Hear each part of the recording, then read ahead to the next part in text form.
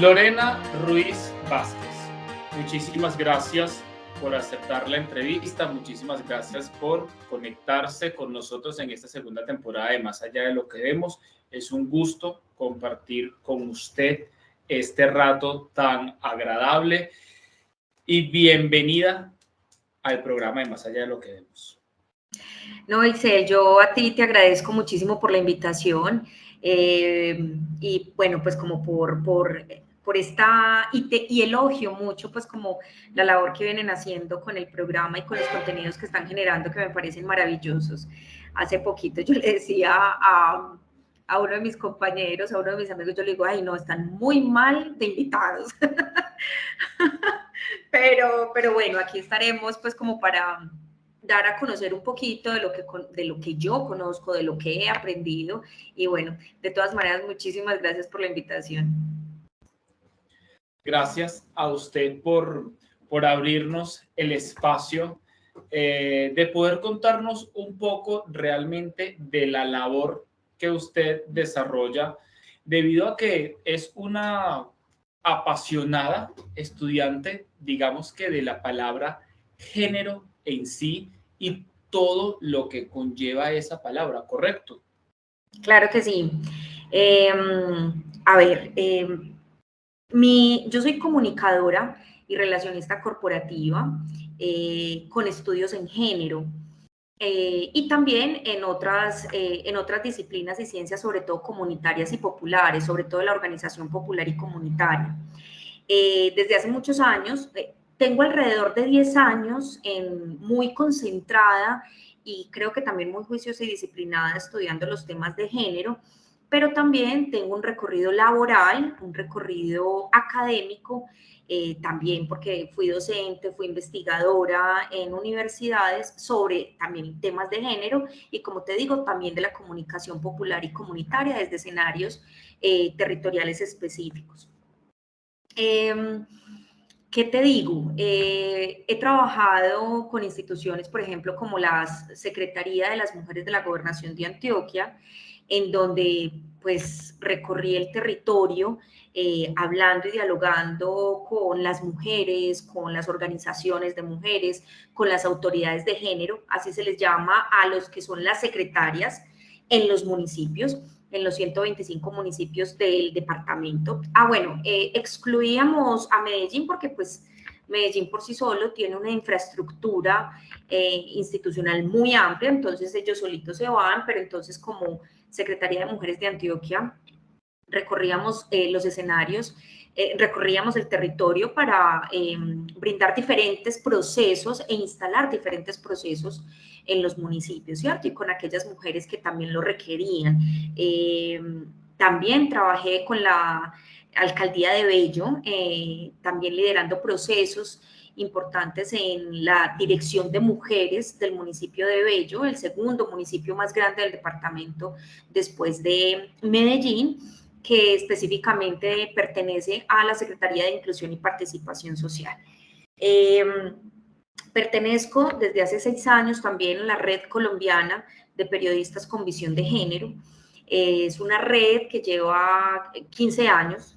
De hecho, este año pues estamos conmemorando esos 15 años en donde se han producido cantidad de contenidos importantes en materia de género y la deconstrucción que desde los imaginarios de los medios de comunicación y desde el periodismo tenemos como que empezar a generar otro tipo de diálogos y discursos y obviamente pues transformaciones. He trabajado también en temas de derechos humanos con diferentes organizaciones, por ejemplo, en la Comuna 9 de Medellín, que es la comuna donde pertenezco. Y bueno, creo que ya con otras, obviamente pues como con otras funciones y otras labores, pero básicamente es pues como, ha sido pues como mi trayectoria laboral en ese sentido.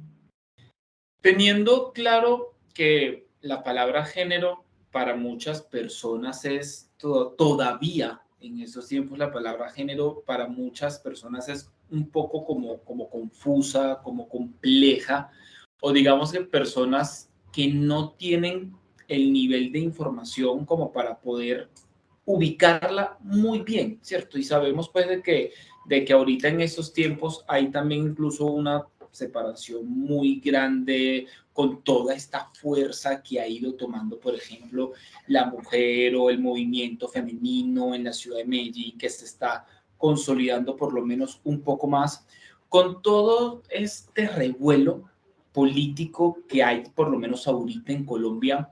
¿Qué políticas, por lo menos en Medellín o en Colombia, se están fortaleciendo con respecto al género en sí, o para uno o para otro?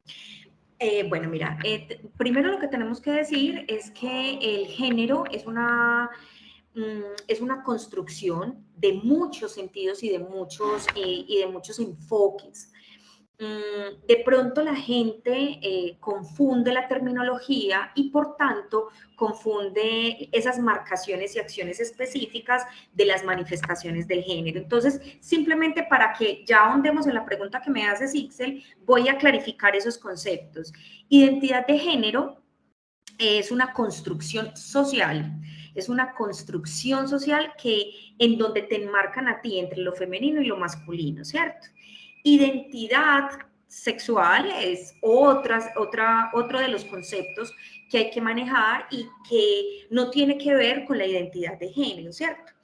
Pero ya cuando estamos hablando de una identidad como tal, individual y personal, entonces entramos en el discurso de si la identidad de género es una construcción social, entonces mi identidad no necesariamente se tiene que mover entre lo masculino y femenino, aunque haya nacido con un sexo biológico identificado en el sexo y en lo masculino, ¿cierto? Entonces creo que es importante hacer esa distinción porque, por ejemplo, uno dice, he escuchado términos y trabajo, por ejemplo, con mujeres o con hombres trans. Cuando hablamos de mujeres trans, quiere decir que fue un ser humano que nació con un órgano masculino asociado a lo masculino, pero que su identidad como tal, su construcción personal e individual es hacia lo femenino, ¿cierto?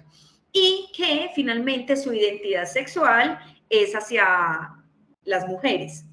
Entonces dicen, pues finalmente es un hombre. No, no es un hombre. Ella es una mujer trans que se considera trans y es una mujer que en su concepción sexual también se considera, digámoslo así, una mujer lesbiana, ¿cierto? Entonces, es importante entender eso y no porque lo neguemos significa que no existen, al contrario, existen todas estas identidades, es la forma en la que se concibe esa persona, ese ser humano, y bueno, cada eso, y hay que entender que somos 7 billones de personas en el mundo y por tanto hay 7 billones de realidades diferentes. Entonces creo que es muy importante definir eso, ¿cierto? Esa sigla LGBTIQ+, simplemente es un rótulo que se le da para precisamente entrar a definir el género. No estoy muy de acuerdo con esos rótulos porque precisamente esos rótulos son los que nos generan esas distancias, pero bueno, eso es lo que hay en la construcción, ¿cierto? Ahora bien, para entrar en la pregunta de las políticas, Colombia tiene unos lineamientos estatales que se llama el COMPES 161. Digamos que el COMPES 161 es como ese documento de casi política pública que nos da a nosotros la guía, la ruta metodológica de cómo acceder para generar políticas públicas en los territorios. Entonces, si Colombia tiene algo que se llama el COMPES 161, que son los lineamientos en temas de género, eso al departamento y al municipio se aterriza en políticas públicas. Por ejemplo, en la gobernación de Antioquia en el año 2019, yo hice parte de la actualización de la política pública de mujeres del departamento en un tema específico, que era la transformación cultural, ¿cierto? Porque la anterior política pública no tenía, por ejemplo, conceptos como mujeres y paz, que era la política pública antes estaba firmada antes de los acuerdos de paz. Obviamente había que hacerle una actualización a ella y la hicimos en el 2019. La actual secretaria de las Mujeres de Antioquia, Natalia Velázquez, ella fue la coordinadora técnica de esa política pública y bueno, ya pues entonces estuvimos trabajando con ella otras personas pues como para cada línea temática. En el municipio, entonces, ya o sea, Antioquia, digámoslo así, tiene una política pública y a partir de allí, pues obviamente los municipios entonces empiezan a generar con base tanto en el COMPE 161, que es la política nacional, junto con la política departamental, empiezan a generar entonces políticas públicas que son de cumplimiento obligatorio para cada territorio. La gobernación, digámoslo, es una instancia que te permite a vos dirigir, ¿cierto? Y articular sinergias que permitan transformar los territorios, pero en definitiva son los municipios, y hablo por Antioquia, pero también por Colombia, son los municipios en donde se dan esas verdaderas transformaciones, porque allí es donde finalmente, con esa reorganización y el ordenamiento territorial, se generan los procesos específicos en las comunas, en los barrios, en las veredas y en los corregimientos donde se van a generar donde van a llegar todos esos procesos que efectivamente están instalados en la política pública. Entonces, digámoslo que cada municipio de Antioquia específicamente tiene una política pública de género y de mujeres. Algunos necesitan ser actualizados. La gobernación de Antioquia, o sea, Antioquia tiene una política pública de mujeres actualizada que hace que todos los municipios tengan que cumplir con esa, digámoslo como con esa cuota y esa voluntad y esos procesos sociales, políticos y comunitarios.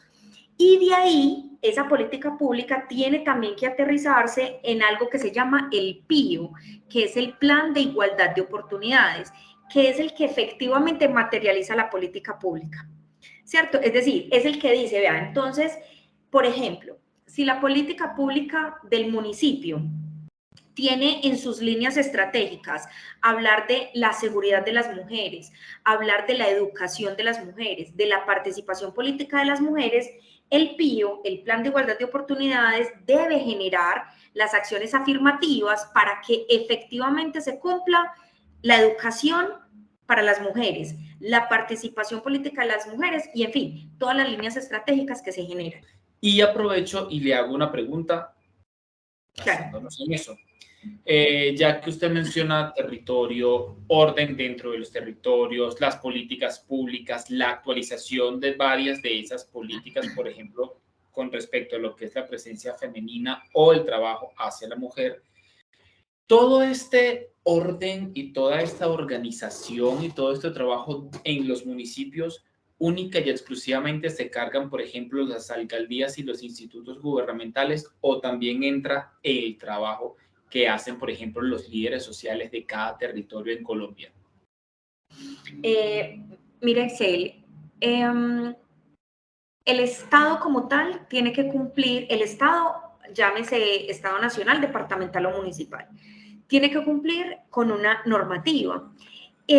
Colombia es un país que, bueno, siempre nos han dicho que por encima de la Constitución Nacional no hay nada, o sea, es la Carta Magna máxima y es de obligatorio cumplimiento, y por encima de ella no van a estar las leyes, pero sí están los tratados internacionales.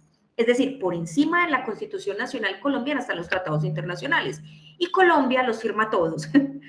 Colombia firma todos los tratados internacionales, por tanto, se obliga a tener que cumplir con ellos. Uno de esos tratados es, por ejemplo, digámoslo, no es tanto un tratado, pero por lo menos sí es como una ruta de acción a nivel global, que son los ODS, los Objetivos de Desarrollo Sostenible. El quinto objetivo de desarrollo sostenible es la equidad de género. Es decir, que todos los países miembros de la ONU, que son el 95% del mundo, se obligan y se comprometen a trabajar efectivamente para que en esos países haya equidad de género, ¿cierto? ¿Qué significa eso? La nación de Colombia, o sea, Colombia, en este caso el departamento de Antioquia, y los otros 125 municipios están obligados a cumplir con ese mandato.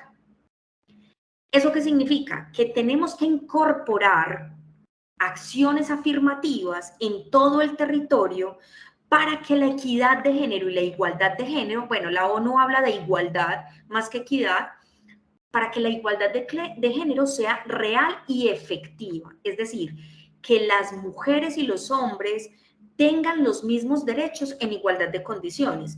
Lo que sucede es que tenemos que acelerar un poquito más el proceso y darle mayor preponderancia a la mujer, porque históricamente la mujer ha tenido pues como unas vulneraciones en los derechos como tal consagrados en la Carta Magna, ¿cierto? Entonces, ¿qué significa esto? Que todas las personas en el estamento político, es decir, en el estamento administrativo, en el ejecutivo del municipio, del departamento y de la nación, tienen que generar planes de acción y planes de desarrollo que busquen que en el barrio, en la vereda, en el corregimiento, se llegue a la igualdad de género. Entonces ahí hablamos de la transversalización del enfoque de género, que es muy importante hablar de interseccionalidad y de transversalidad.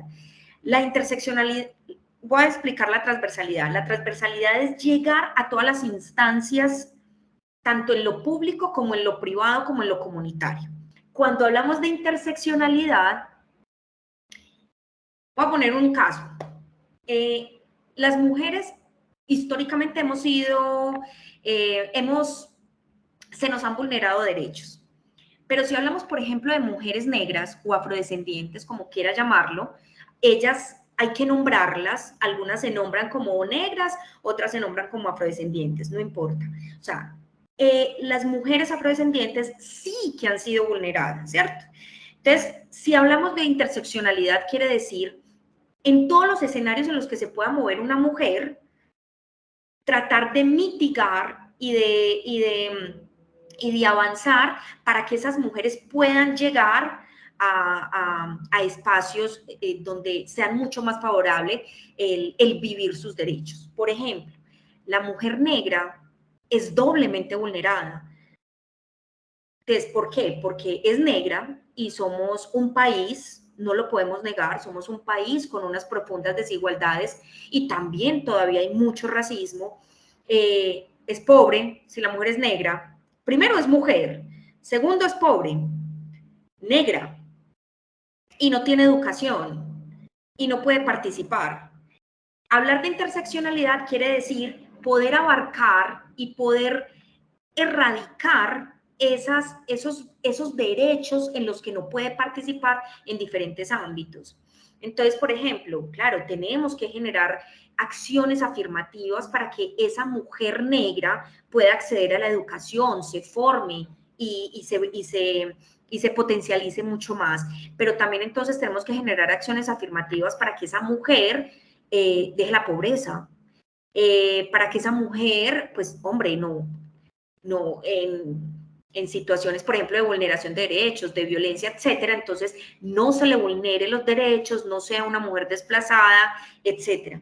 Entonces, cuando hablamos de interseccionalidad, quiere decir en todos esos ámbitos de la vida privada y de la vida pública y en los escenarios en los que cualquier ciudadano y cualquier ciudadana se mueva, entonces poder generar acciones afirmativas que me permitan a mí trascender y avanzar hacia el logro y la conquista de esos derechos que se nos han sido vulnerados históricamente. Ahora que tocó un punto muy importante, que igual iba para allá, pero aprovecho que usted hizo el enlace, por ejemplo, de la señora Francia Márquez en estos momentos, ¿cierto? Que estábamos hablando de la persona afro, de la persona, de la mujer, y con todas estas cosas políticas, el hecho de que ella pueda en algún momento llegar a ser la vicepresidenta de Colombia, si ella logra ocupar ese cargo, puede haber un giro en lo que es, por ejemplo, esas políticas de las cuales usted me habla. De hecho, ya lo tenemos incluso con el actual gobierno. Independiente a si gusta o no gusta, no hay, no, o sea, esa no es la discusión. Tener por primera vez una vicepresidenta mujer como Marta Lucía Ramírez fue un avance significativo para Colombia en temas de equidad de género. Porque con eso se abrió la puerta a generar otros espacios y otras discusiones que precisamente esos debates y discusiones nos van a generar políticas públicas, y ya le voy a decir por qué. El año pasado, al terminar las sesiones ordinarias del Congreso, no tengo el dato exacto acá, pero lo pueden buscar, cuántas leyes favorables para las mujeres se sancionaron en la legislatura del año pasado, en todas esas sesiones ordinarias, que es una legislatura de un año. Se sancionaron alrededor de 15 leyes favorables para las mujeres. 15 leyes favorables para las mujeres. Primero, muchos de esos fueron impulsados por Marta Lucía Ramírez, pero también tenemos una alta consejera para la equidad de género, que en el organigrama político de Colombia, las consejerías, digámoslo, son parte del gabinete ministerial, pero le hablan al oído al presidente, digámoslo así, o sea, son el partner, le hablan al oído y le dicen, vea, usted en la Secretaría de Hacienda, el Ministerio de Hacienda, en el Ministerio de Educación, en el Ministerio de las TICs, tiene que hablar e incluir acciones afirmativas para las mujeres. Cuando eso se aterriza, entonces empieza a dar lo que comúnmente conocemos como lobby, para que se generen leyes sancionadas por el Congreso, por el Senado de la República, en donde se les haga acciones afirmativas por las mujeres. Una de las acciones afirmativas, una de las leyes que se firmaron el año pasado, se incrementó la licencia de maternidad, por ejemplo. Una es esa. Ley de cuotas. Nosotros en este momento, cuando hablamos de la ley de cuotas, es la participación de las mujeres en los escenarios de decisión. Entonces, por ejemplo, en las listas que los partidos políticos tienen que pasar para elegir concejales, diputados, etcétera, tiene que haber un 30% de mujeres. El año pasado, una de las leyes afirmativas que se sancionaron es que eso ya tiene que ir creciendo. ¿Qué quiere decir? Ya para este año, las listas, ya para el próximo año, las listas no tienen que tener el 30%, sino el 45%. El 40%. Para los siguientes comicios que vendrían a ser Cámara y Senado dentro de 4 años, entonces tendría que subir al 40%. Y así sucesivamente hasta que en 2026-27 lleguemos al 50%. Eso, ahí estamos hablando de igualdad de condiciones, ¿cierto? Igualdad de condiciones en la participación política. Entonces se sancionaron alrededor de 15 leyes favorables para las mujeres, pero ni siquiera para las mujeres, porque esto es un tema de desarrollo, o sea, hay que mirar la equidad y la igualdad de género como un tema de evolución y un tema de desarrollo, porque si las mujeres somos el 52% de la población colombiana, pero no tenemos participación en los activos ni en la vida económica, ¿qué quiere decir eso? Que somos menos contribuyentes, menos consumidoras y menos personas generando circulación del dinero y la economía. Generar políticas públicas para que las mujeres puedan acceder al empleo, y puedan acceder pues como a adquisición de otros activos, a tener su casa, su carro, su moto, significa que la economía y el desarrollo del país avanza y progresa. Entonces, no es pensar en que son leyes afirmativas para las mujeres, que finalmente sí lo es, sino que son leyes afirmativas que nos van a permitir como país avanzar. Entonces, el tener, por ejemplo, con Marta Lucía Ramírez, la primera vicepresidenta de 200 años de república, 203 años de república, o sea, ya estábamos en mora, ¿cierto? Entonces, eso permitió avanzar y permitió que Colombia entrara en una agenda pública mundial donde efectivamente sí estamos contribuyendo a generar eso. Con el tema de Francia, que tú comentabas, Francia es el mayor ejemplo de interseccionalidad que les digo. Una mujer pobre, negra, con desplazada, amenazada, violenta, es decir, con ella, porque lo vive en carne propia, lo tiene en la piel. Obviamente se va a poder acelerar un poco más si llegasen a ocupar la Casa de Nariño, pues se pueden acelerar un poco más esas políticas públicas de frente a las personas que como ella, y bueno, yo atrevería a decirme que somos la mayoría de verdad, las personas que, que no hemos podido acceder real y efectivamente y con igualdad de oportunidades a muchos derechos. Pero hay poblaciones con vulneración de derechos muchísimos más que otros, y con ella creo que sería un gran avance en el tema que me planteas. Y podría en algún momento, o sea, hay posibilidades con todo este tema de igualdad, de equidad, que usted ha venido explicando muy detalladamente, que llegue alguna persona trans a ocupar un cargo sumamente importante en Colombia para que pueda ser la representación de muchas otras personas trans que han sido vulnerados en Colombia. De hecho, ya lo ocupa. La secretaria de Mujeres de Manizales es una mujer trans. Yo tuve la oportunidad de hablar con ella el año antepasado. Sumamente inteligente, una mujer sumamente interesante, muy conocedora del tema de género, muy conocedora de derechos. Entonces, fue interesante. Esos espacios ya se están ocupando. Lo que te digo, o sea, en el territorio, por lo menos en Manizales, ya hay un escenario diferente, ya es la primera mujer trans que pudo ocupar un cargo de poder y de decisión. Ella como ordenadora del gasto, como conocedora del tema, sensible al tema de género, está haciendo cosas maravillosas allá, ¿cierto? Sin embargo, hay mucho todavía por hacer.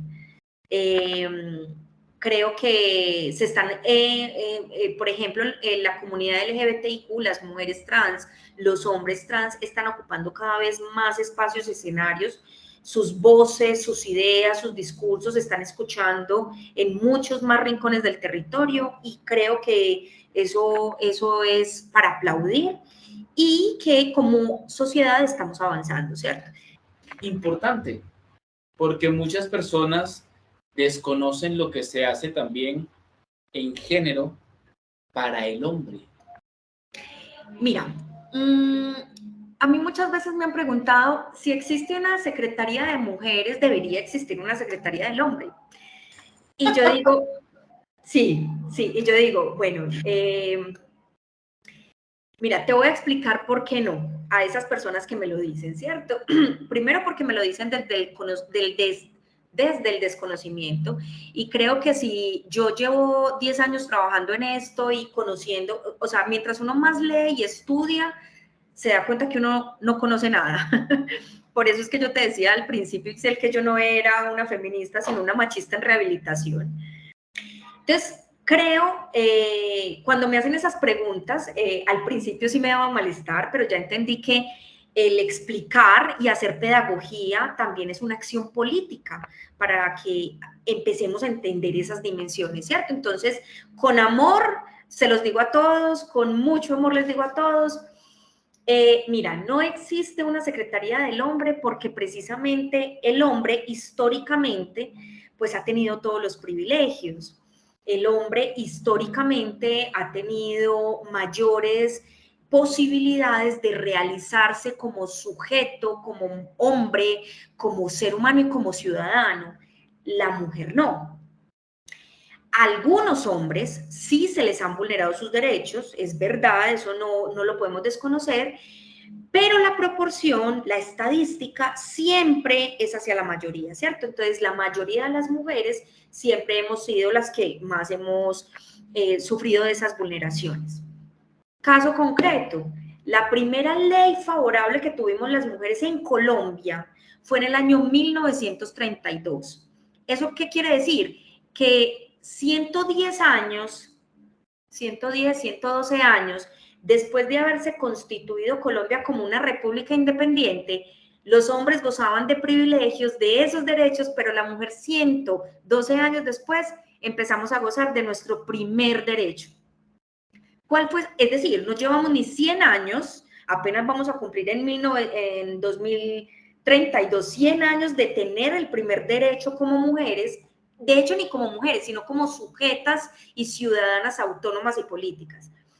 Entonces, el primer derecho que nos concedieron a las mujeres en Colombia, y fue luchado, fue el poder hacer uso de nuestros recursos, de nuestros activos. El segundo fue 2 años después y es poder acceder a la educación superior. Terminamos el bachillerato y no más, no podemos hacer nada más. Entonces, en 1834, ya ahí nos tocó hacer una ley para que las mujeres pudiésemos acceder a un derecho que era la de educación superior. Entonces, por eso, hacer una secretaría de las mujeres y no del hombre es una acción afirmativa. Una política pública es una acción afirmativa. Que lo que busca es acelerar el proceso para que lleguemos a la igualdad. Tener una secretaría de mujeres es una acción afirmativa también que permite tener unos recursos, generar unos programas, unos proyectos, unos procesos que permitan en los territorios acelerar la equidad, la igualdad, para que efectivamente en unos años lleguemos a esa igualdad y a esa equidad. Entonces, siempre hemos venido así, en esa lógica. En los últimos años, 20 años, hemos venido en la lógica de empoderar y trabajar con las mujeres, ¿cierto? Entonces, eso para decir por qué no existe una Secretaría del Hombre. Es más, Colombia es un país con unas profundas desigualdades. Aquí hay exclusión, hay que decirlo abiertamente, eso no se puede negar sin eufemismos. O sea, Colombia es un país excluyente, es un país racista, es un país con unas profundas desigualdades. Si Colombia fuera igualitario, si en Colombia hubiese igualdad y equidad, no existiría la Secretaría de Mujeres, pero tampoco existiría la gerencia de negritudes, que la tiene la Secretaría de la Gobernación de Antioquia. Es más, ni siquiera existiría la gerencia de infancia y adolescencia de la Gobernación de Antioquia. ¿Por qué? Porque se constituyeron estas gerencias o estas secretarías porque hay vulneración de derechos en esas poblaciones. Entonces se construyen y se les generan recursos y se tiene que generar políticas públicas en esos para poder acelerar lo que te digo de llegar a la equidad, ¿cierto? Pero nos dimos cuenta que estamos empoderando mucho a la mujer, para responder la pregunta Excel, nos dimos cuenta que estamos empoderando mucho a la mujer, pero que estamos acelerando muy lento, o sea, estamos avanzando lento. Y se empezaron desde hace algunos años ya a hablar de lo que se llaman las nuevas masculinidades, que yo no lo llamo nuevas masculinidades, siempre han existido.